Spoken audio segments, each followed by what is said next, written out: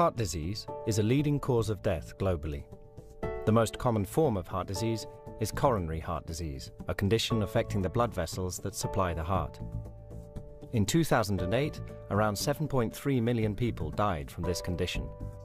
We are told that high cholesterol levels are a major risk factor for coronary heart disease. Stop any person on the street, including children, and ask them what causes heart disease. They'll tell you. They know the word cholesterol. It's quite a complicated chemical word, and children already know it from a very young age. We now seem to worry about cholesterol levels as much as heart disease itself, and a new disease known as hypercholesterolemia has emerged. In the United States, it's part of a yearly ritual to get your cholesterol level managed, and you think that your cholesterol level is like your overall grade on your future health. The focus on cholesterol has also led to a global cholesterol-lowering industry that generates billions of dollars each year for pharmaceutical companies and food manufacturers. You just can't get away from high cholesterol. More than 40 million people now take medications known as statins to lower their cholesterol levels. Statins have become one of the most widely prescribed categories of drugs in medical history. These are the #1 profit makers for the pharmaceutical industry. These are the darlings of the pharmaceutical industry. This is their babies. However, a number of doctors and researchers have for decades been questioning the role cholesterol plays in heart disease. People believe it to be true. They believe they've read it, they've read it, they've read it. It's not there. It's just non-existent. And strong evidence exists to suggest that the benefits of statins have been exaggerated by pharmaceutical companies keen to increase their profits. We are beginning to see now that a lot of the facts that we are given are actually somewhat manipulated. Doctors are not trained in nutrition. They know no more than you do. It's a very hierarchical world, medicine. International opinion leaders say it, the national opinion leaders agree. No one's going to stand up and go, well, I don't believe that. This stands as organized crime, but there's a lot more money in this. And in fact, many, many more people get hurt.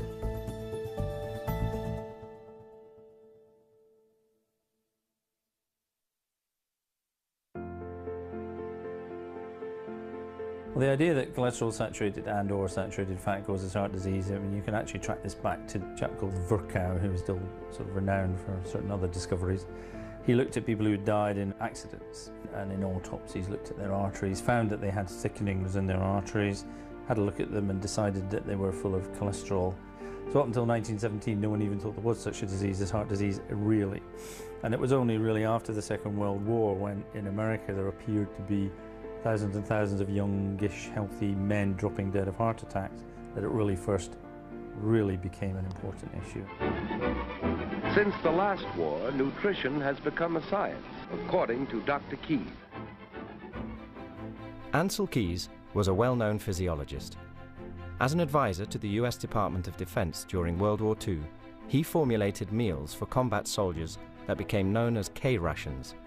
Keys was also the lead investigator of the Minnesota starvation experiment, a human starvation experiment involving 36 conscientious objectors. In 2011, a report published by the Associated Press revealed a number of unethical medical experiments had been conducted in the past in the United States. One of these experiments involved injecting 11 volunteers with malaria, then starving them for 5 days. One of the authors of this study was Ancel Keys. Ancel Keys is also regarded as the father of the diet-heart hypothesis, the idea that dietary saturated fat raises cholesterol levels and causes heart disease. So cholesterol at the time was a convenient villain. We had this problem of atherosclerosis, a hardening of the arteries, and there was a great deal of pressure, a need really, to blame it on something. A chap called Ancel Keys came along and said, I know what causes heart disease. Heart disease is caused by eating. Well, initially he said eating cholesterol, but he found that if you ate cholesterol, it had no effect on cholesterol levels. He then said, well, it must be saturated fat. He drew a graph in which he showed 6 countries, the amounts of fats in calorie terms along the x-axis and the numbers of heart disease deaths in those countries, and he drew what was probably the most perfect graph you can get. It was a superb line, marvellous. There's a flaw. because at the time that Keyes did this in 1953, there were data from 22 countries he could have used. He didn't use the 16 that didn't agree. And when you add those to his graph, there is no relationship at all. You find countries with much higher levels of heart disease eating less fat, and vice versa. It was pure manipulating, or we could call it fraud. This is pure fraud. Despite the obvious problems with this study, the work completed by Ancel Keys is still quoted today as evidence in support of the diet-heart hypothesis. Most authorities state that this straight-line relationship can also be seen between cholesterol levels and the risk of heart disease. There is a clear, what's called a linear relationship, so it's a straight line between cholesterol levels and risk of heart disease, so there's no plateau. The lower your cholesterol levels in nature, the lower your rate of heart disease. However, there are a number of contradictions to this idea that raised cholesterol levels increase the risk of heart disease. Firstly, for example, the UK does not have a particularly high cholesterol level in comparison to most other European countries and possibly worldwide. According to data published by the British Heart Foundation, average cholesterol levels for men in the UK are the 15th lowest on a scale of 45 European countries. Despite this, the UK has one of the highest rates of heart attacks. In addition, cholesterol lowering on a population level does not seem to help. Again, in the UK, the percentage of people with high cholesterol has reduced significantly since 1994. Some age groups now have almost 40% less people with high cholesterol. Yet the rate of heart disease has stayed the same. We have been led to believe that saturated fat and cholesterol simply clog up the arteries and cause a heart attack. But where did this idea come from? And does it have a scientific basis?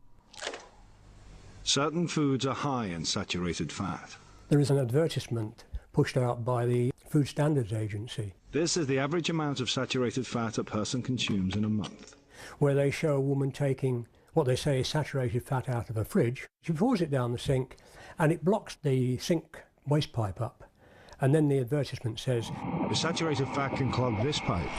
Imagine what it's doing to yours." What they show in the adverts on television is as far from what actually happens as you can get, I should think.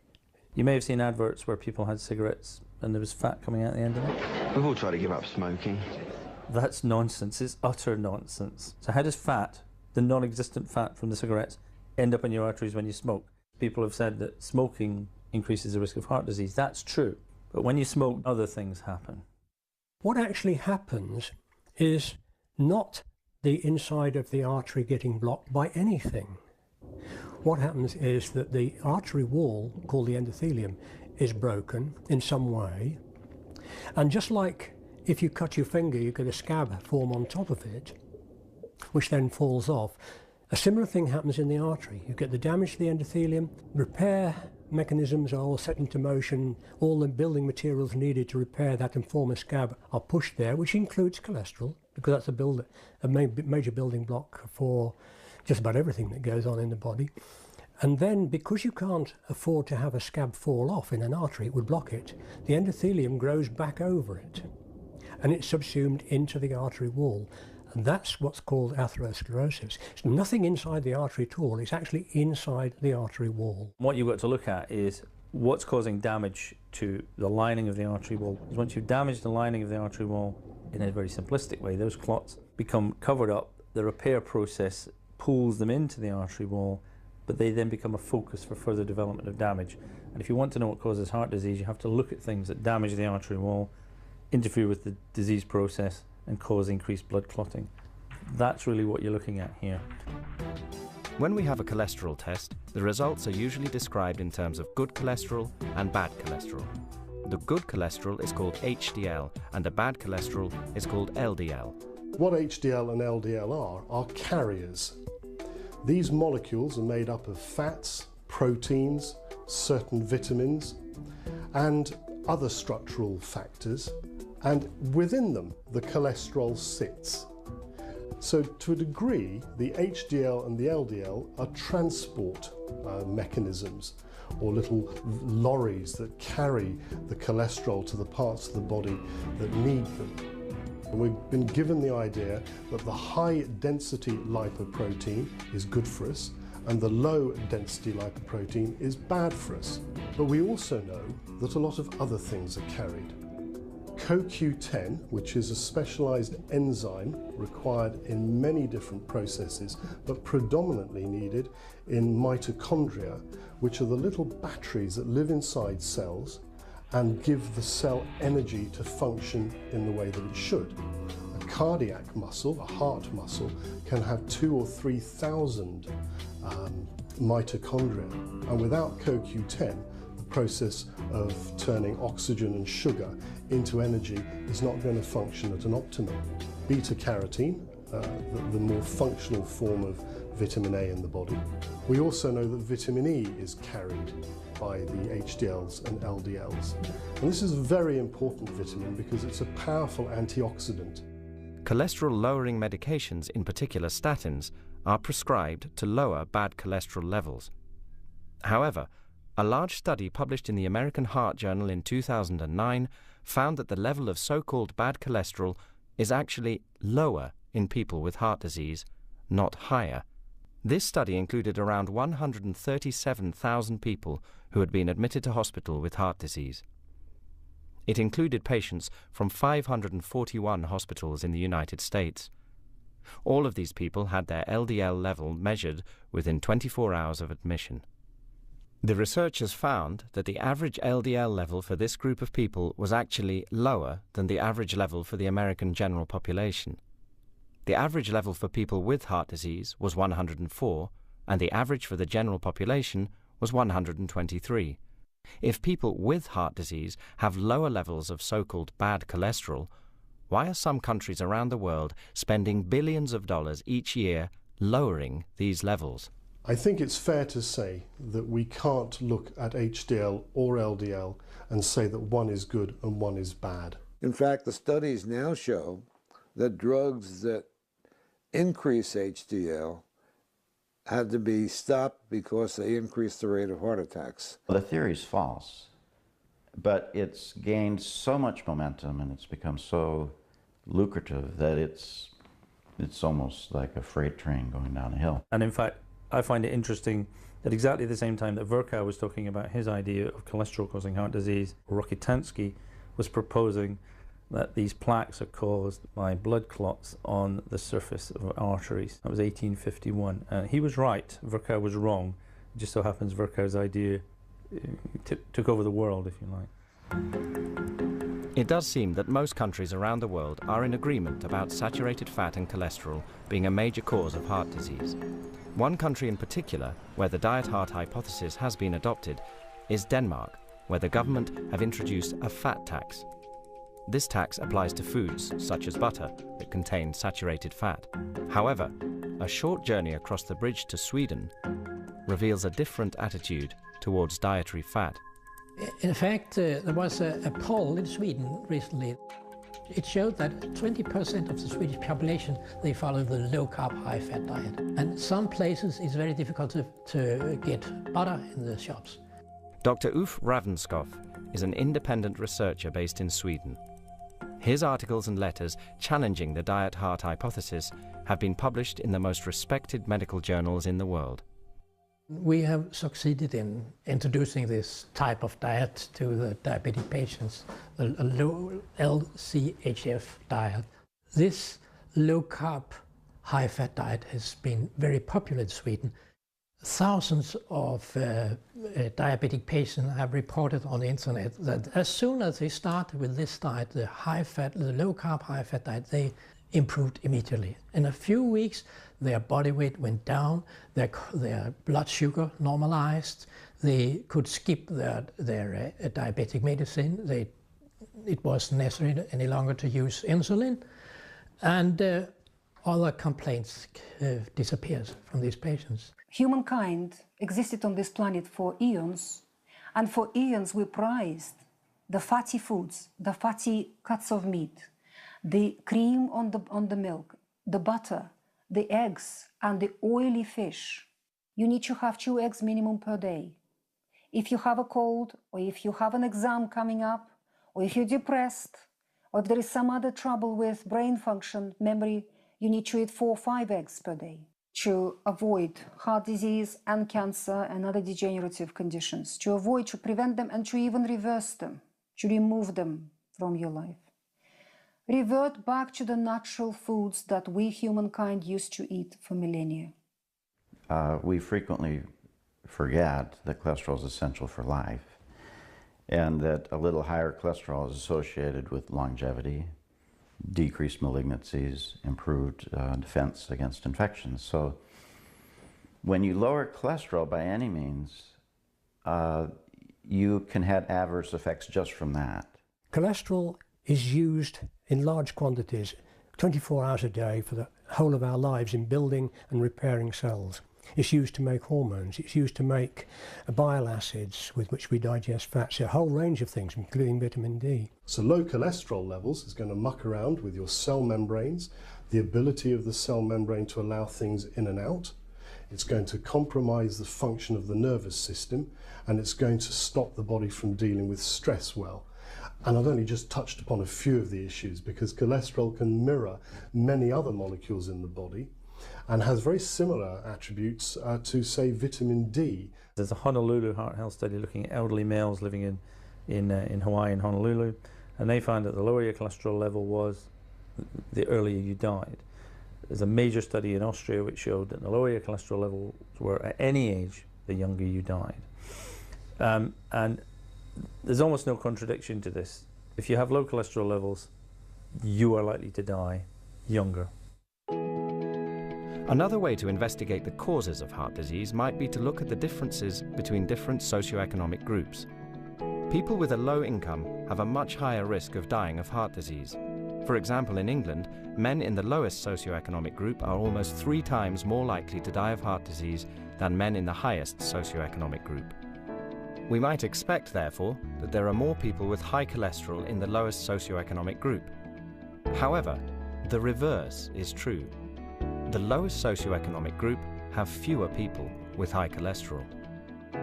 Women in England, in the lowest socioeconomic group, are 5 times more likely to die of heart disease than women in the highest socioeconomic group, but have approximately the same number of people with high cholesterol.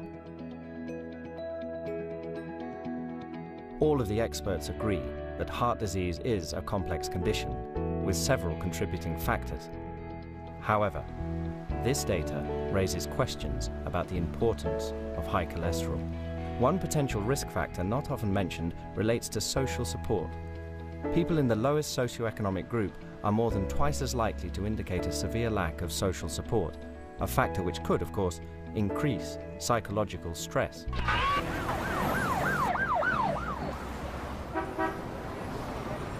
To find out how psychological stress can affect the heart, we went to New York to see Dr. Paul Roche.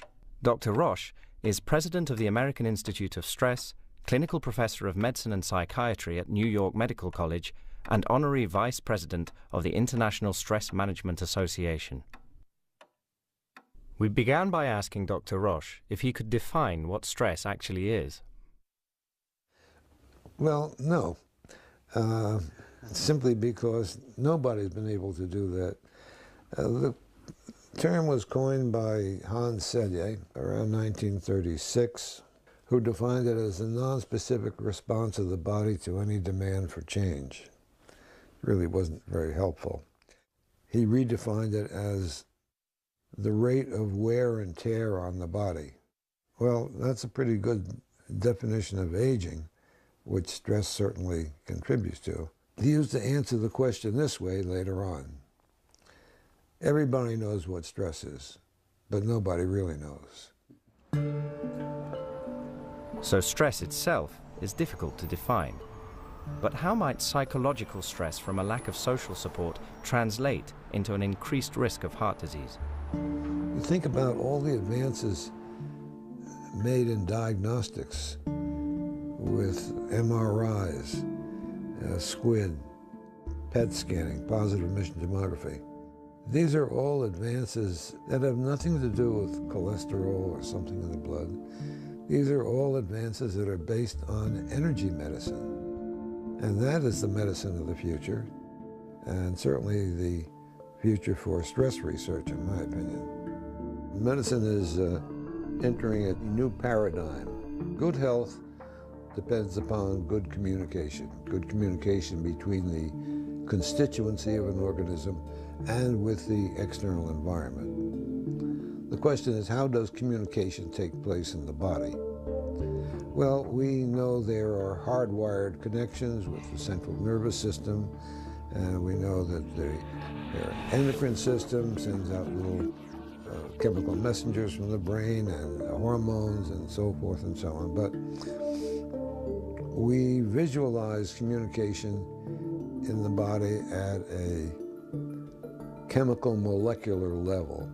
We visualize that these little things that circulate around find receptor sites on cell membranes, that they communicate like keys into a lock.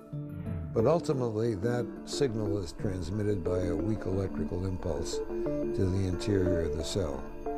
And ultimately, all communication in the body takes place at a physical atomic level rather than a chemical molecular one. And now we understand now, for example, that the EEG waves, brain waves, are not merely the noise of the machinery of the brain, but they are signals being sent to receptor sites on cell walls for these subtle energies.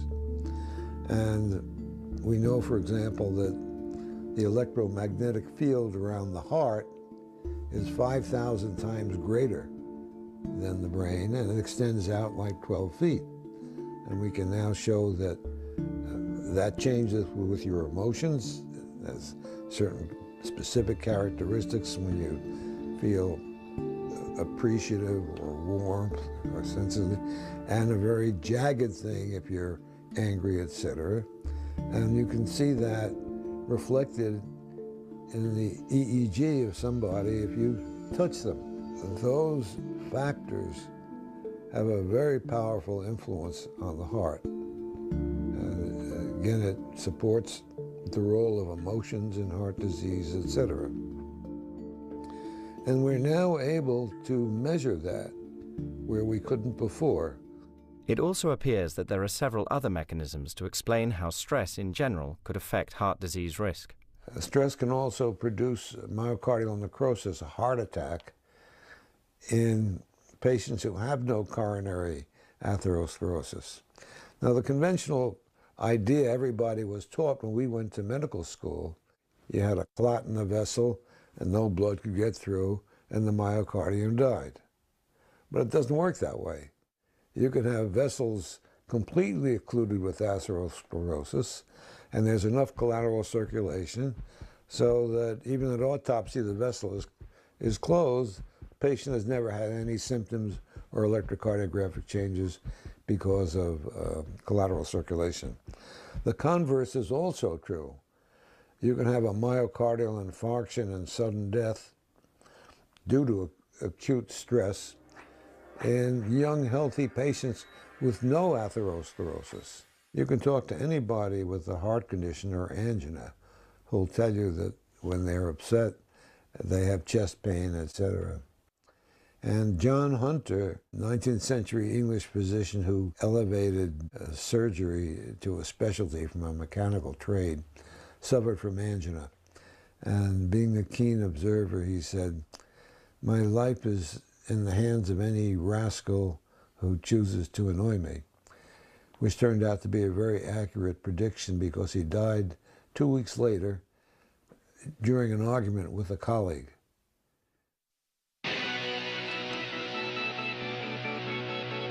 I'm taking the Uncle Toby's Oats Cholesterol Challenge for 6 weeks. Because eating Uncle Toby's Oats every day as part of a healthy diet can help lower cholesterol reabsorption. So join me in the Uncle Toby's Oats Cholesterol Challenge. Let's take it on! The idea that saturated fat and cholesterol cause heart disease has led to a global cholesterol-lowering industry, an industry that generates at least $29 billion each year from medications and specially developed foods that lower cholesterol levels. Alto el colesterol. The majority of this relatively new industry is associated with a group of medications known as statins. One statin, Lipitor, generated more than $13 billion in 2006 for the pharmaceutical giant Pfizer. Some authorities have referred to statins as wonder drugs that save thousands of lives each year, and more than 40 million people now take them. Statins have become one of the most widely prescribed categories of drugs in medical history, and so we know a lot about them. Dr. Peter Langstjerne has been practicing cardiology since 1985. After 5 years of cardiology at the University of Texas Health Center, he set up a private cardiology practice in Tyler, Texas, where he has worked for the past 21 years. Since 1983, Dr. Langstjerne has been involved with the clinical application of coenzyme Q10. We asked Dr. Langstjerne to explain how statins work and how statins affect coenzyme Q10 levels within the human body. They are a drug that blocks a biochemical pathway in all cells. Very high up in the pathway, it blocks the production of a compound called mevalonate. That's the precursor for many other compounds. When you block this pathway, you block the ability of cells to biosynthesize cholesterol. Well, there's many branches on this pathway. Think of it as a tree, and you're cutting it off at the trunk.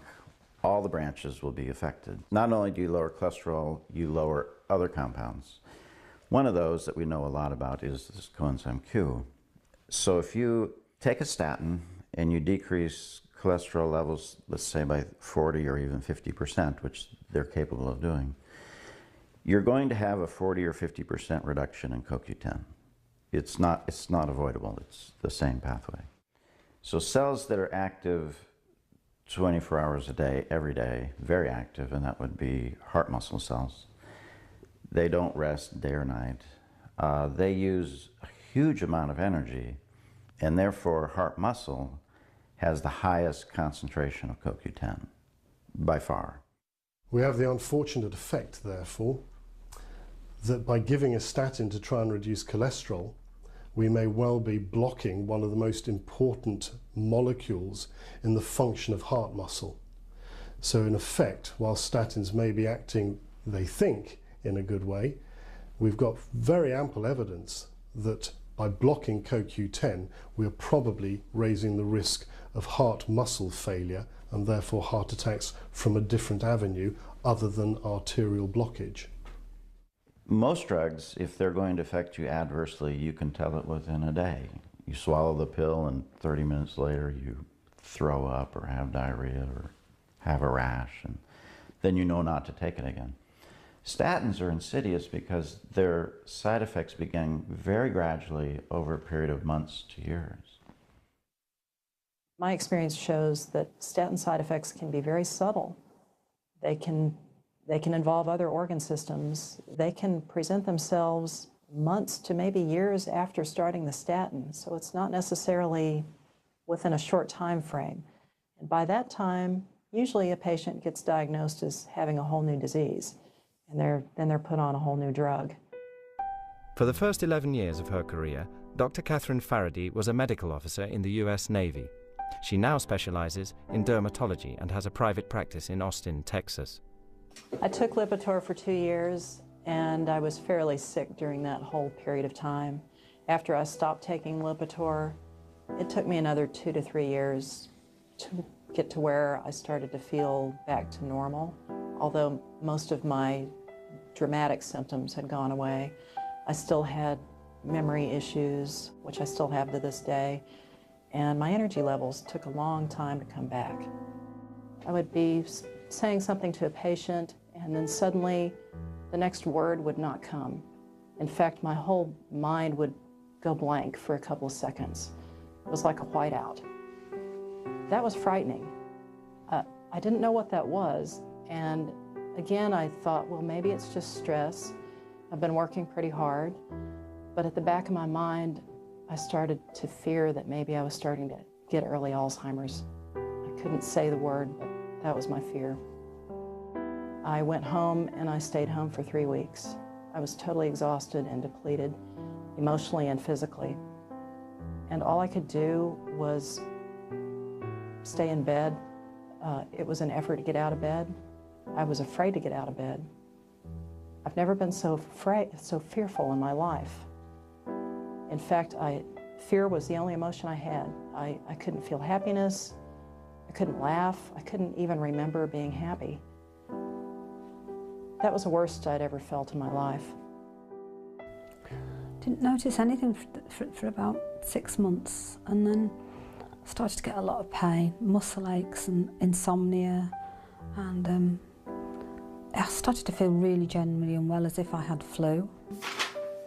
I started to keep a diary about statins because my memory loss was so bad. I thought I ought to write this down because no one's ever going to believe it. So I'll just read you a little bit about what I wrote in my diary at the time. I get lots of depression, light sensitivity, amnesia, unable to write, chest pains, leg pains, incredible fatigue, and some days I can't get my legs out of bed. Symptoms are getting worse, and I need to find out what's going on, as I think I am dying.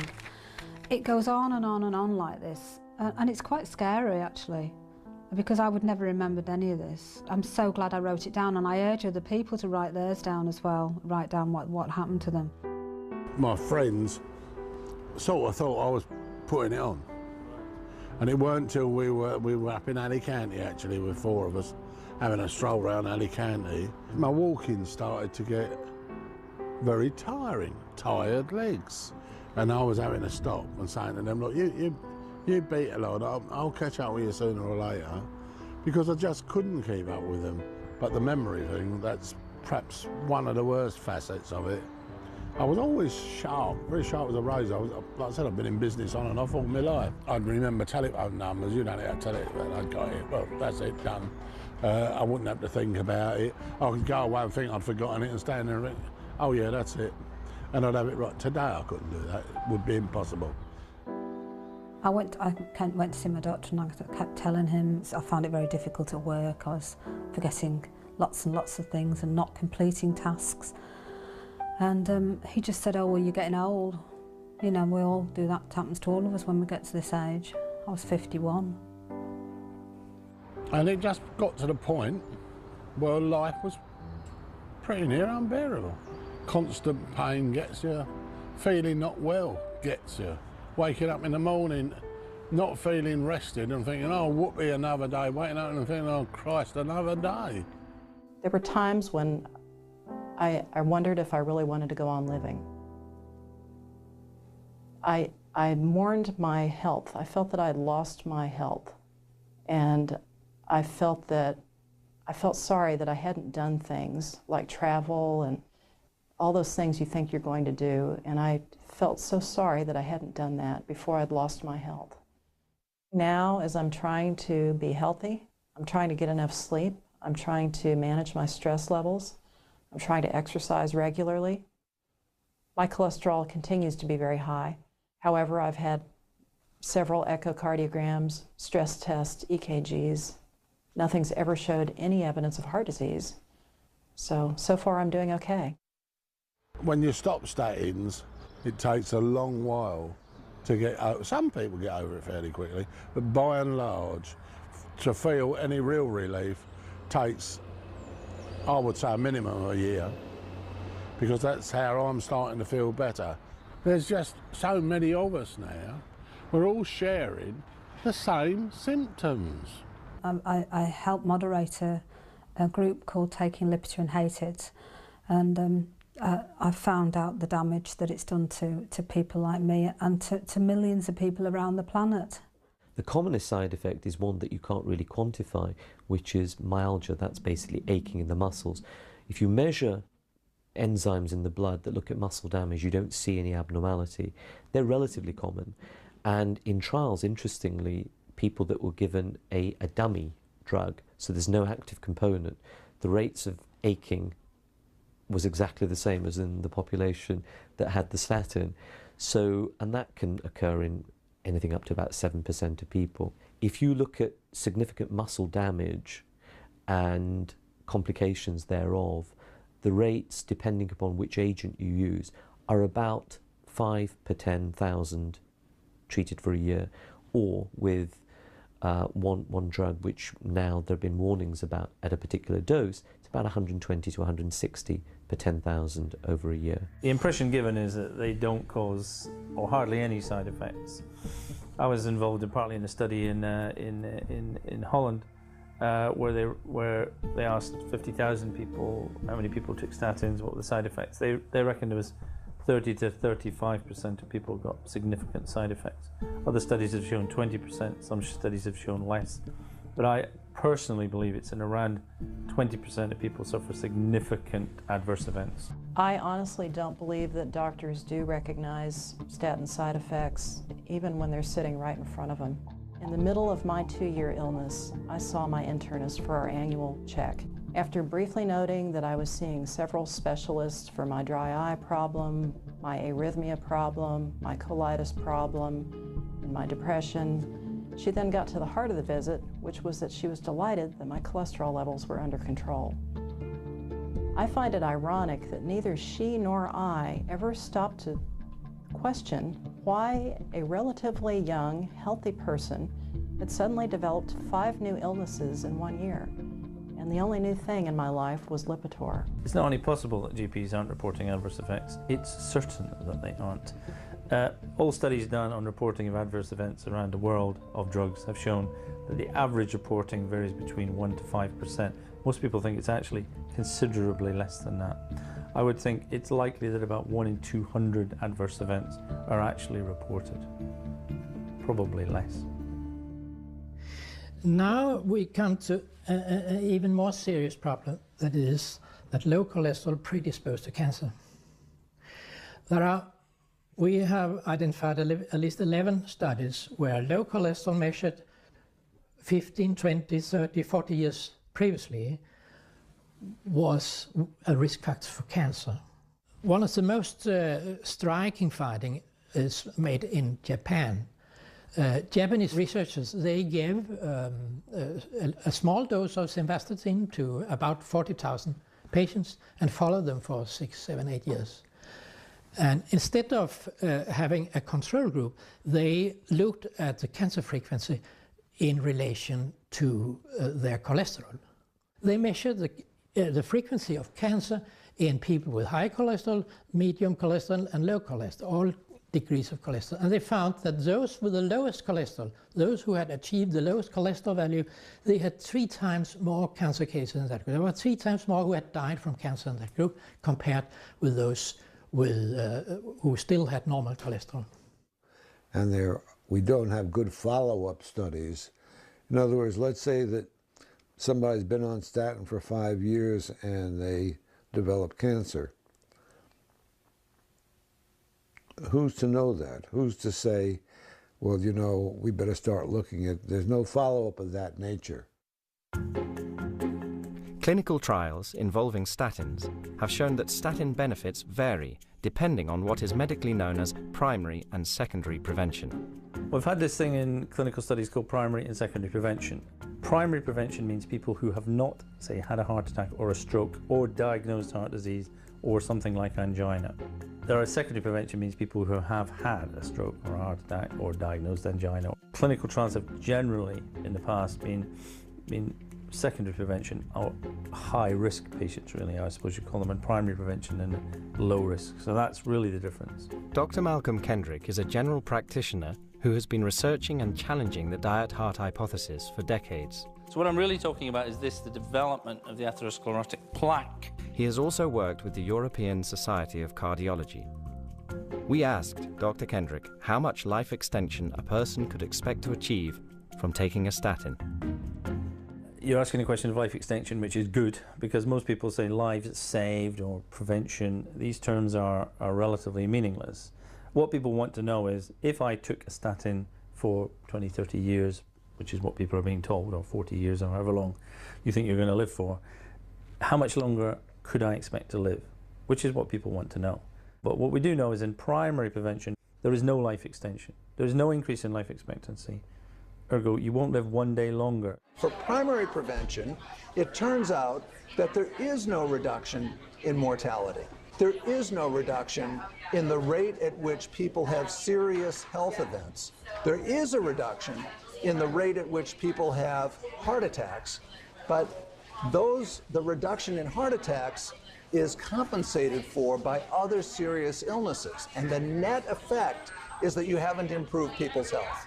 You might change what's written on the death certificate, but you won't change the date. So primary prevention, no increase in life expectancy at all. Professor Kauzik Ray is a clinical cardiologist and professor of cardiovascular disease prevention. In what we know from all the trial data that we've got, bearing in mind that some of the studies have followed people up for about 15 years now, but we don't have long-term follow-up data for many of our interventions. But if you look in a primary prevention population over 5 years, the extension in life over that short period of time is very modest. Professor Ray was the lead author of a study published in the Archives of Internal Medicine in 2010 that investigated the effectiveness of statins. The conclusion of this study was that statins do not extend life expectancy when used for primary prevention. This is highly significant because primary prevention accounts for around 75% of all the people who take a statin. So what about the use of statins for people who already have a diagnosed heart problem? In the secondary prevention population, you're going to gain many more years in the short term. We know that it will prolong life by a couple of years, even over about 5 years, 5 to 10 years or so, because their risk of having an event in that time period is much, much higher because they've already demonstrated they have a tendency to have these events. At the end of the study, say there were 50 more people alive on the statin arm than the placebo arm. Yes, there may have been. However, if you extend those two lines, how long does it take before those 50 people are now dead? And the answer is a very short amount of time. So I've looked at this with statisticians working in the MRC and using a technique called restricted mean survival time, which does virtually the same thing. And what you find is in the secondary prevention studies, the two that are most quoted, the 4S study and HBS heart protection study, that if you took a statin for 5 years, that was the length of the trial themselves. You took a statin for 5 years, you could expect on average to live for 15 days longer. That's it, total. Yes, I think you can say that statins reduce the risk or the likelihood of recurrent heart attacks in patients with a history of a heart attack or a history of severe coronary disease or surgical intervention for that. But that's a specific indication. There is absolutely no evidence that it has any role in primary prevention given to healthy people or even people at increased risk for heart disease because they have diabetes, that it has any protective effect. If the benefits of statins have been exaggerated and cholesterol is not the risk factor we have been led to believe, why have so many doctors bought into the diet heart hypothesis? And how did we get into a situation whereby millions of people are being prescribed medications that could be doing more harm than good? All right, so what's the truth here? Joining me now is Dr. John Abramson. He is on the clinical faculty at Harvard Medical School. For more than 20 years, Dr. Abramson practiced family medicine. However, through his independent research, he began to notice an alarming trend within medicine. Dr. Abramson noticed that the scientific evidence was becoming increasingly influenced by commercial interests. Yes, there's been a radical change in the way medical science is conducted. It coincided with President Reagan coming into office in 1980 in the United States. And he came in with a mandate to downsize government. One of the first things that got downsized was our National Institutes of Health, so that publicly funded research decreased considerably. And researchers who expected to fill out a grant for research in the public's interest suddenly weren't getting funded. And the only source of funding became the commercial interests, primarily the drug companies. When science is commercially funded, the odds are about 5 times greater, surprise, that the science will support the funder's product. So you have 5 times better odds of getting the result you want if you pay for the science. We are told many, many facts throughout many, many years. And we are beginning to see now that a lot of the facts that we are given are actually somewhat manipulated by the pharmaceutical companies or by other vested interests, such as the food industry, to perhaps give us a flavour or an idea of the benefits of a treatment or a drug that aren't necessarily accurate. Drug companies not only control the details of how the studies were set up, the protocols, and how the studies were conducted, but they own the research. And this is critically important. The research is done, the drug company compiles the data and processes the data. Peer reviewers read it and say whether it makes sense and the conclusions are justified by the data and so forth. But the real data is not available to the editors of the journal or the peer reviewers. They have to trust that that manuscript is a reasonable summary of the study that was conducted. And often that's not true. We're not talking about some minor details that are spun one way or another. We're talking about major infractions of major violations of scientific standards that are commonplace. And that's what doctors are not understanding. It's a very hierarchical world, medicine. International opinion leaders say it, the national opinion leaders agree, and as it goes down, no one's going to stand up and go, well, I don't believe that. Who are you to say that? So unfortunately, we do have a hierarchical system of people who will generally just go along with what they're told. If we have a quick look back over the history of some common names and common drugs, we can see that doctors frequently prescribe and then have to turn around and go, sorry, I prescribed on the best interest, in your best interests and on the best advice I had, but I was wrong. Thalidomide, a drug used for anti-nausea, even though it was an anti-cancer drug in its development, but given to women in pregnancy, unfortunately causing deformities in their babies. Vioxx, a famous painkiller. With Vioxx, a conservative estimate is that 40,000 Americans died of Vioxx, from taking Vioxx. That is close to the number of Americans that died in the Vietnam War, 55,000. Another concern relates to the actual definition of high cholesterol. Just a few years ago, a total cholesterol level above 250 was considered high. But this threshold has now been lowered to 200. These guidelines originated from an expert panel of the National Heart, Lung and Blood Institute in America and were adopted by several other countries. The lowering of the threshold, effectively changing the definition of high cholesterol, meant that millions more people became eligible for statin medications. This raised controversy because 8 out of the 9 experts on the panel had financial ties to the pharmaceutical companies that make statins. Although the guidelines were decided by a small number of doctors, they are followed by hundreds of thousands of doctors worldwide. If they don't follow those and a heart attack happens, and heart attacks happen, those guidelines can be presented in court in a malpractice suit. A doctor isn't necessarily the one who makes the decisions about the success or harm of a drug, but they prescribe it on the advice that they're given with the absolute best interests of the patient at heart. And ordinary doctors ought to be brought in as stakeholders in these panels to decide what the evidence really shows. And having experts who have financial ties with drug companies is just like having judges that are getting paid by one of the litigants in a court battle to sit on the bench.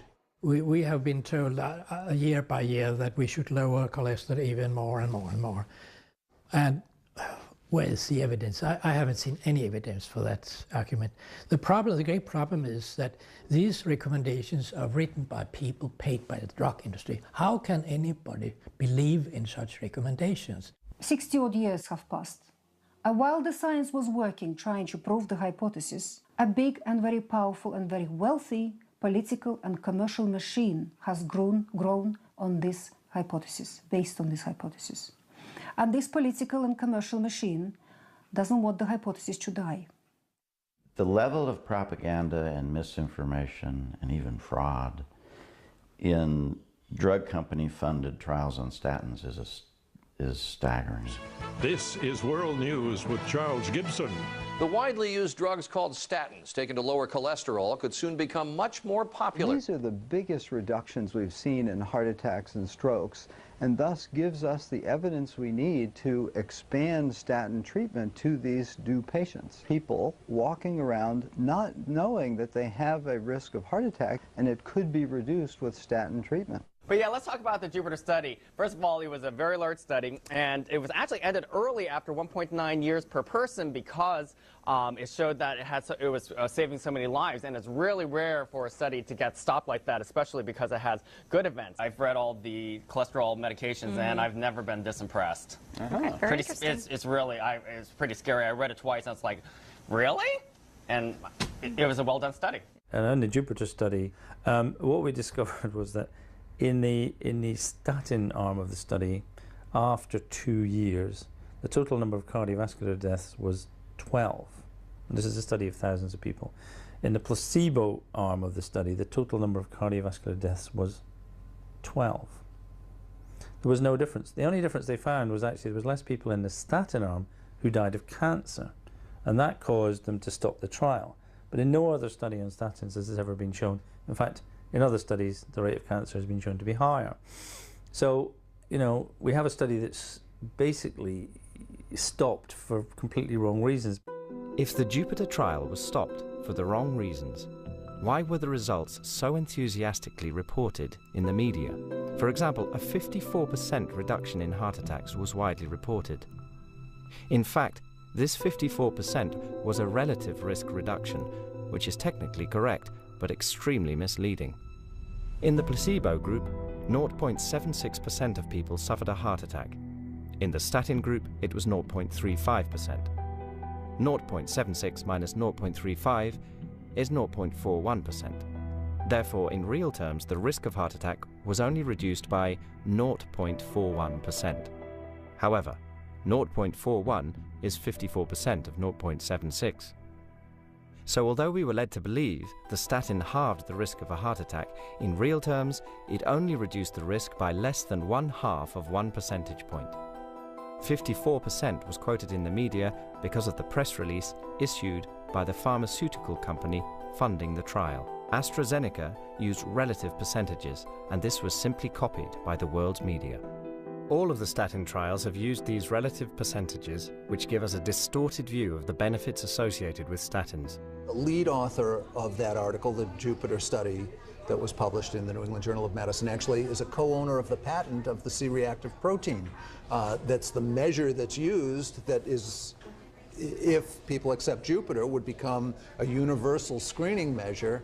So you have these press releases that are written, and many of the newspapers in the United States not only picked up the story, but actually editorialized about what a breakthrough it was. And really the only media in the United States that got it right was that renowned medical expert, Stephen Colbert, who said the Jupiter trial was a great breakthrough in figuring out how to get people to take drugs who don't need them.